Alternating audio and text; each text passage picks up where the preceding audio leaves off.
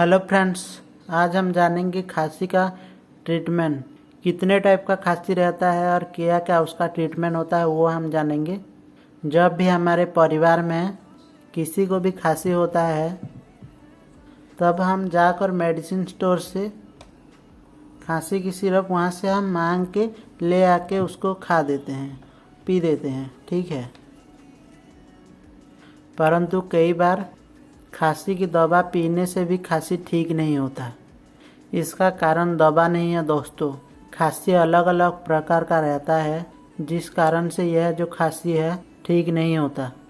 तो डॉक्टर जो दवा देते हैं अलग अलग प्रकार की जो खांसी है उसके लिए अलग अलग प्रकार की दवा दिया जाता है।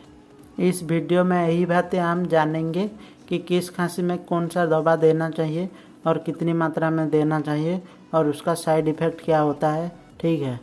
किस प्रकार की खांसी में कौन सा दवा दिया जाता है उसका डिटेल्स जानेंगे और खांसी को किस प्रकार से पहचाना जाता है वो भी हम जानेंगे, वह किस टाइप का खांसी है।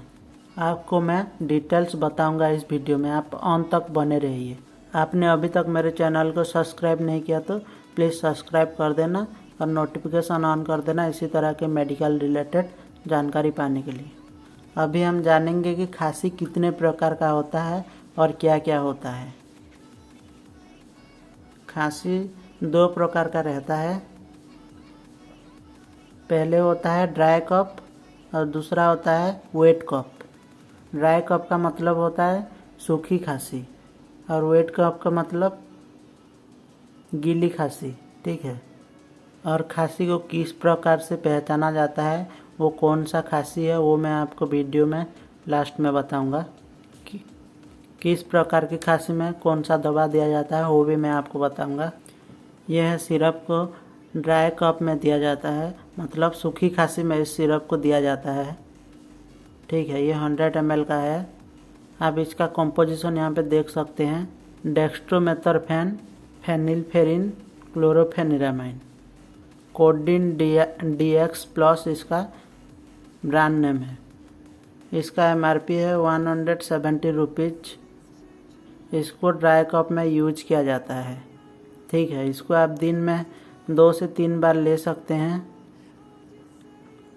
5-5 ml लेना होता है इसको, 5-5 ml। इसको आप दिन में, आपको ज़्यादा हुआ है तो आप दिन में इसको 3 बार ले सकते हैं और थोड़ा कम है तो दिन में आप इसको 2 बार ले सकते हैं।